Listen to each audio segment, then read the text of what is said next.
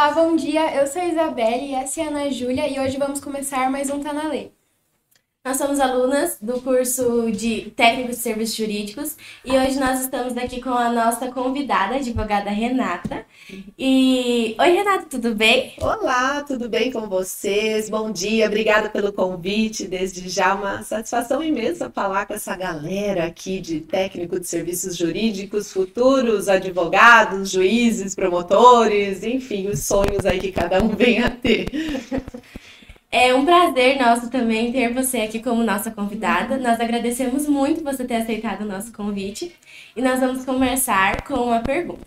Como que você começou no ramo de direito? Como que foi? Como que você escolheu o direito? Bom, eu falo que acho que não fui eu que escolhi o direito, foi o direito que me escolheu. Sempre gostei muito de defender, principalmente os menos favorecidos, os mais vulneráveis. Então, quando eu estava no segundo ano do ensino médio, começou a despertar em mim o interesse em fazer direito. Meu pai também já era da área jurídica, mas ele não me forçava a fazer direito, não. Pelo contrário, até ele falava que era para eu fazer farmácia, alguma coisa na área de biológicas, mas biológicas não é muito o meu forte. Sempre gostei de escrever, de ler. E aí, dentro dessa vocação, acabei escolhendo fazer direito. Entrei bem cedo para a faculdade, entrei com 18 anos e aos 22 eu já era advogada e eu fazia estágio no escritório. E assim que eu tirei minha carteira da OAB, eu fui efetivada nesse escritório. Então, se eu puder já deixar uma dica para vocês, busquem estágios. O estágio, além de nos ajudar a aprender mais na prática, ainda tem essa vantagem que se você tiver um bom desempenho lá, depois você pode ser efetivado. E foi o que aconteceu comigo. Até porque logo no início da profissão a gente não se sente tão seguro para ter o próprio escritório, para atuar sozinha. Então eu fiquei nesse escritório por mais ou menos uns 3 anos. E nesse tempo eu comecei a fazer mestrado na área de direito, porque eu também queria ser professora. Então eu comecei a advogar e logo depois também já ingressei no mestrado e acho que 5 anos depois que eu já era advogada, eu já comecei a dar aula no ensino superior, aqui em Itapeva, mesmo na FAIT. FAIT foi a primeira faculdade que me abriu as portas para que eu começasse a dar aula, e aí até hoje eu dou aula lá ainda, né? Sou professora convidada também em outras instituições, hoje eu dou aula também em pós-graduação, e aí a minha área de atuação na docência sempre foi direito constitucional, direitos humanos, e hoje eu falo também sobre empreendedorismo jurídico. Uni essa paixão aí por gestão de negócios e trouxe isso também para a área jurídica. Além disso, além da advocacia, da docência, eu também empreendo na área jurídica. Eu tenho uma empresa que é voltada para o ensino jurídico. Então, a gente tem mentorias, cursos. Eu já fui franqueada também, já tive uma franquia de cursos preparatórios para concursos. Então, eu gosto bastante de atuar tanto como professora, mas também como empresária. Eu adoro gerir aí negócios. Gosto muito disso e trouxe essa paixão aí para o empreendedorismo jurídico. Nossa, muito legal ouvir sobre a sua trajetória, né? Porque, tipo assim, muitas pessoas que estão começando, que nem nós mesmo, primeiro ano do ensino médio com curso técnico. Então, para nós, assim, vai ser muito difícil, mas eles acham que vão ser bem fácil, né? Mas você contou toda a sua trajetória e já falou como é difícil, mas que se você se esforçar ali, você consegue. Perfeito. A Isa vai fazer outra pergunta. Como professora empreendedora, qual a importância de levar a educação jurídica para os seus alunos? Ai, nossa, eu sempre uso uma frase, e ela está até nas minhas redes sociais, no meu WhatsApp, que é assim: só o conhecimento liberta. Então, enquanto a gente não tem isso bem claro, a gente permanece refém.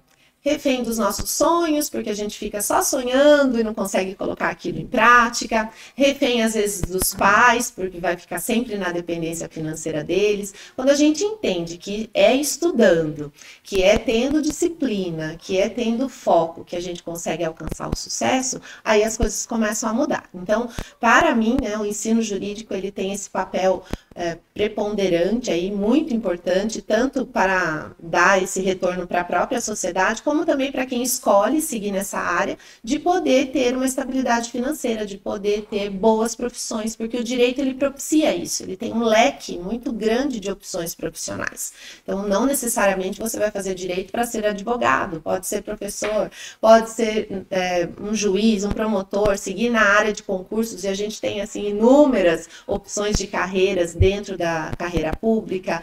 E além disso, hoje a gente fala muito também de poder pensar um pouquinho fora da caixa, de ter outros negócios relacionados com a área jurídica que não sejam essas carreiras tradicionais. Então, por exemplo, eu tenho uma empresa na área jurídica, eu fugi um pouquinho daquilo que é a carreira tradicional, porque normalmente as pessoas escolhem fazer direito para ser advogado, ou para seguir no concurso, ou então para ser professor. E hoje o direito ele dá essa opção de atuar, vocês que gostam de tecnologia, o que a gente tem de empresas hoje voltadas para a área de tecnologia e que trabalham o direito, né? Tem inúmeras empresas hoje voltadas para a área de tecnologia. Então, para quem é jovem, gosta de tecnologia, nossa, o direito também dá para trabalhar com isso. Então, o direito ele tem essa versatilidade, isso que é muito interessante. Então, eu acredito muito na força do estudo, do quanto isso pode mudar vidas. Você começou em uma área, mas você criou outras, né, para você viver daquilo, porque é algo que você gosta. Você ingressou em direito e daí, de repente, a professora ensinando algo que você estudou. Vou fazer outra pergunta para você. Qual é a sua opinião sobre o mercado de trabalho atual na área de direito? Então, muitas pessoas falam, o mercado jurídico está saturado. Eu digo que não existe mercado saturado. O que existe são profissionais medianos. Então, aquele profissional que consegue se destacar, para ele o mercado nunca estará saturado. A grande questão é que muitas pessoas fazem uma faculdade, fazem um curso técnico e se acomodam por ali. Param de estudar, param de se aperfeiçoar, tem oportunidades às vezes na cidade, aqui em Itapeva, né, a gente está sempre tendo palestras, cursos, a pessoa não participa, então ela vai estacionando e deixa de crescer. Então esse mercado jurídico, ele tem condições de absorver ainda os profissionais, embora a gente tenha muitas faculdades de direito aqui no Brasil, né, só um dado assim interessante para vocês, o Brasil concentra o maior número de faculdades de direito comparado com o restante do mundo. Nós temos mais de 1.000 e tantas faculdades de direito aqui no Brasil, o restante do mundo não tem a mesma quantidade que nós temos. Então, isso é um dado assim que assusta um pouquinho. Mas, ao mesmo tempo, a gente tem o exame de ordem, que é um forte limitador. Se você faz direito e não passa no exame de ordem, você é um bacharel em direito, vai ter algumas opções de atuação, mas a gente sabe que dá uma limitada e que isso consegue, de alguma forma, peneirar um pouquinho quem vai entrar para o mercado. Mas aí, entrei no mercado, já passei no exame de ordem, quero advogar. Como é que eu faço, né? Tem tanta gente, tem tantos advogados, são não sei quantos milhões de advogados aqui no nosso país. Bom, a única forma de você se destacar realmente é buscando conhecimento, é se preparando, é estudando cada vez mais. Ninguém se destaca no mercado de trabalho positivamente se não tiver essa dedicação, esse foco. Nada cai do céu. Até você falou no início, que interessante olhar a sua trajetória. No começo você disse que foi difícil. Sim, no começo é difícil para todo mundo, independentemente da profissão. Mas se a gente tiver foco, se a gente realmente buscar cada vez mais estudar, se preparar, investir no marketing. O marketing é bastante importante na nossa construção de imagem. Vocês aqui também, outra dica, né? Já tem aí os perfis, já estão trabalhando na área digital, já dá para ir começando essa construção de imagem profissional também. Então, quanto mais a gente trabalha com esse olhar de se destacar, de fazer diferença, mais esse mercado vai ficando menos saturado. Então, eu vejo o mercado de direito promissor pela quantidade de opções que o curso de direito oferece, mas ao mesmo tempo para que eu não caia nessa mesmice, para que eu não diga que, nossa, tem muita concorrência, eu preciso me destacar dessa concorrência, fazer o que os outros não estão fazendo. E aí, para isso, preciso estudar muito e ter muita persistência e também muita dedicação. Você falando do marketing, eu estava eu fui procurar você, né? Porque a Denise nos indicou. E aí eu entrei no seu Instagram. Você tem, né, um site tudo certinho, com artigos, bem legal. O que é muito legal, porque, como você falou, a nossa área exige muito isso, porque não é pra gente ficar em uma repetição todo o tempo, né? Sim. Achando que a gente vai se destacar ali com essa repetição. E daí você quis inovar, apanhou esse site, eu gostei muito desse site, que eu vi Que lá bom. até artigos. Que bom, realmente, eu acho assim que nós temos que buscar fazer diferente. E a gente tem que dar a nossa cara, porque se eu ficar repetindo, ficar copiando o que o outro faz, perde a autenticidade. E ninguém gosta de nada que é fake, concordam? Então nós também, a gente não pode ser fake. Eu não posso olhar lá para um perfil do Instagram e falar, ah, que bacana, vou fazer igualzinho a fulano tá fazendo, porque aí não sou eu. A gente pode tirar ideias e a gente precisa dessas referências. Nós precisamos trabalhar bastante com a observação, né? O que as pessoas que eu gosto, que eu admiro, fazem? Quero fazer coisas semelhantes, mas eu preciso trabalhar também em cima daquilo que é a minha essência, que é a minha raiz, o que eu acredito, o que é meu propósito, para dar a minha cara, né? Para que realmente as pessoas olhem e falem, ah, essa é a pessoa. O que ela está falando realmente é o que ela fala lá na hora que ela senta para tomar um café. Não é uma criação de um personagem. Eu procuro fazer isso nas minhas redes, ser muito a Renata mesmo. A Renata que está aqui agora fazendo podcast, é a mesma Renata que faz lá um story, que faz uma live, e é a mesma Renata que senta aí, às vezes, para tomar um cafezinho com os colegas de profissão, e a conversa é a mesma, porque a gente não pode ter esse perfil fake. Não se sustenta por muito tempo. Uma hora cai a máscara. Sim, até porque a gente vê, né, nas redes aí, muitas pessoas que hoje eles aparecem com um personagem, assim, é algo que eles criaram ali, é isso que eles mostram, sendo que na verdade eles não são assim. E na verdade muitas pessoas só querem que mostrem a verdade, né? Que nem você mostra a verdade. Não foi fácil pra você seguir essa área, você fala isso, você mostra isso. Aí deve estar fazendo outras perguntas pra você. Qual a sua opinião sobre a qualidade dos vídeos informativos disponíveis nas redes sociais? Bom, minha opinião sobre tudo que a gente tem na rede social, né? Bom, nós somos todos os dias bombardeados com uma enxurrada de informações.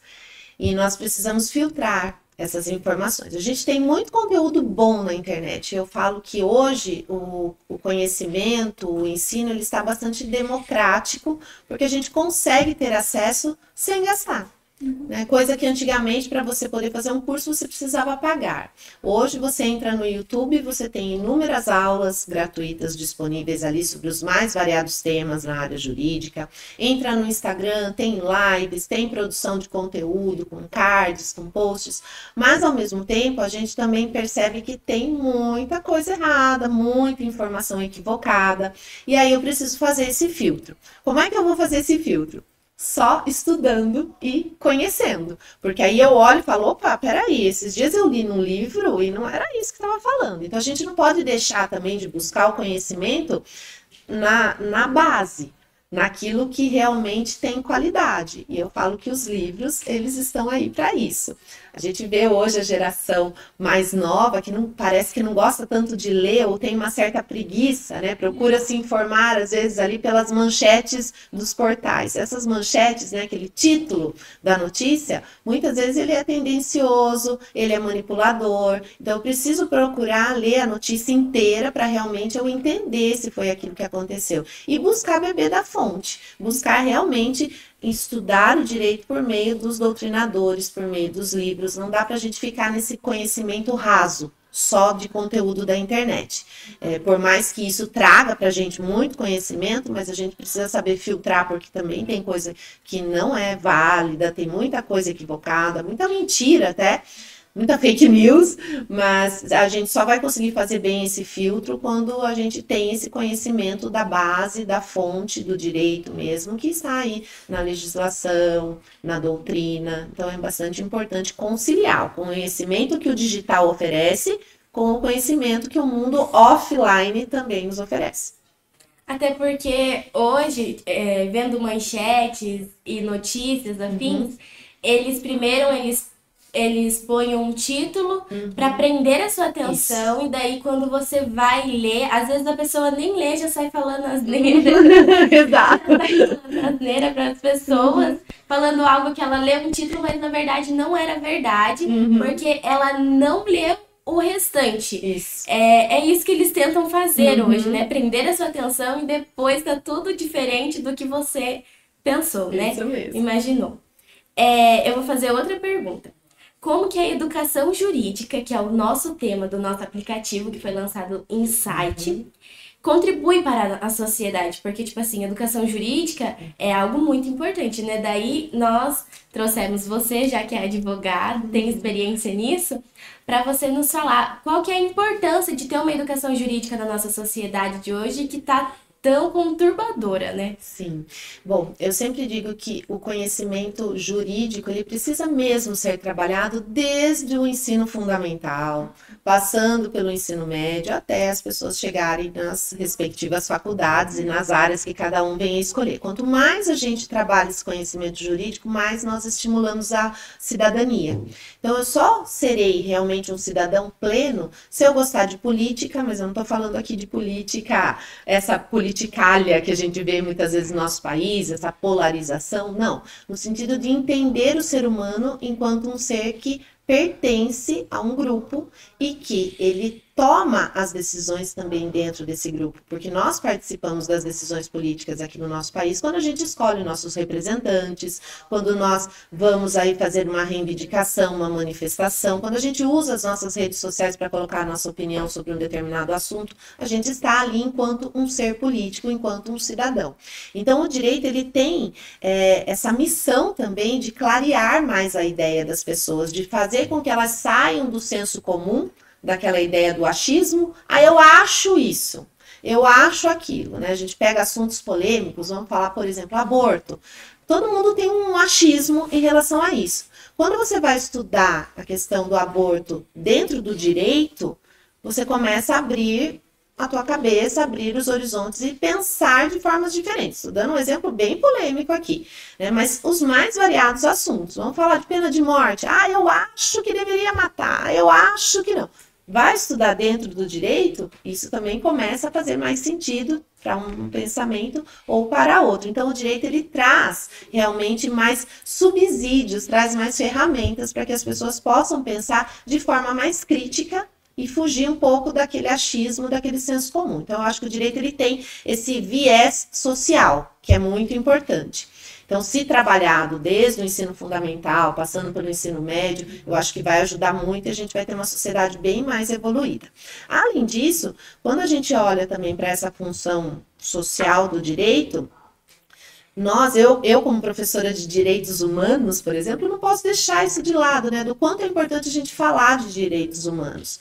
Ainda tem muito estigma em relação a isso. As pessoas olham, direitos humanos protege presidiário. Gente, direitos humanos protege todos nós, porque nós somos humanos. Todos nós temos direitos que precisam ser teorizados, colocados numa norma, mas que também precisam ser garantidos. Então, a gente precisa olhar para o direito realmente como algo bom, não só para quem está estudando direito, mas para a sociedade como um todo, porque os direitos são de todos, os direitos são humanos. Tanto que a gente tem a Declaração Universal dos Direitos Humanos, que é um documento tão importante aí da ONU, da Organização das Nações Unidas, que norteia todos os países e que fala lá, Declaração Universal dos Direitos Humanos, ou seja, direitos de todos nós. Então, direito realmente tem essa função social aí de extrema importância. Então, agora a nossa última pergunta. Qual conselho a senhora poderia dar para nós e para os demais estudantes dessa área? Bom, acho que eu até falei já bastante aqui sobre, falei muito sobre a importância de estudar e se dedicar. Sem estudo, sem esforço, a gente não chega a lugar nenhum. Eu gosto de fazer uma analogia com a academia. Você quer ganhar massa muscular, quer ficar musculoso? Adianta você só pagar a academia e não ir? Não vai adiantar. Então, em relação aos estudos com o direito, é a mesma coisa. Não adianta só estar matriculada no curso técnico de serviços jurídicos, não adianta eu passar no vestibular e fazer o curso jurídico e não levar a sério. Então, o estudo é muito importante. Além de estudar, claro, porque a gente sabe que isso é necessário, você tem provas, tem concursos, tem exame de ordem para prestar. A persistência é um outro ponto que eu acho bastante importante. Nada cai do céu e às vezes as pessoas desistem muito rápido dos sonhos delas. Eu acompanho muito a questão da aprovação no exame de ordem. E eu já me deparei com casos de alunos que prestaram 2, 3, 4, 5, 6 vezes o exame até passar. Mas passou. E aí a gente só não passa se desiste. Então, a persistência ela é importante. Uma hora a coisa chega, mas eu não posso desistir. Agora, persistência também é diferente de insistência. Insistência é eu ficar sempre fazendo o mesmo caminho e quebrando a cara. A persistência é eu continuar tentando, mas experimentando novas formas. Então, pegando esse exemplo do exame de ordem. Não passei. Por que eu não passei? Puxa vida, errei em muitas questões de direito constitucional, por exemplo. Ah, mas eu vou prestar o exame de novo, só que agora eu vou estudar mais direito constitucional. Isso é persistência. A insistência é se eu continuasse estudando do mesmo jeito e prestando o exame do mesmo jeito. Provavelmente a reprovação continuaria acontecendo. Então, estudar, ter persistência e, claro, buscar aquilo que realmente te dá satisfação, que você goste, porque é terrível. A vida é muito curta para a gente fazer o que a gente não gosta. Então, a gente precisa buscar fazer aquilo que dá brilho nos olhos, que traz alegria também para a nossa vida. Realmente a persistência, ela... Muitas pessoas desistem, né, no meio do caminho. Sim. Muitas pessoas pensam em trancar curso, trancar faculdade, porque às vezes vê isso e acaba falando, nossa, mas é tão difícil, será que eu vou conseguir? E fica aquilo na mente, ao invés de persistir, né? Exato. E não insistir em seu erro, né? Isso. Foi um prazer para nós ter você aqui hoje. E nós queremos agradecer muito você. Você foi muito bem na resposta de pergunta, né? Tirou todas as dúvidas que nós tínhamos em questão a desistir, em questão a como ingressar nesse ramo, em questão a persistir, né? Muito obrigado mesmo. E assim nós encerramos mais um Canaleiro. Obrigada pela acolhida.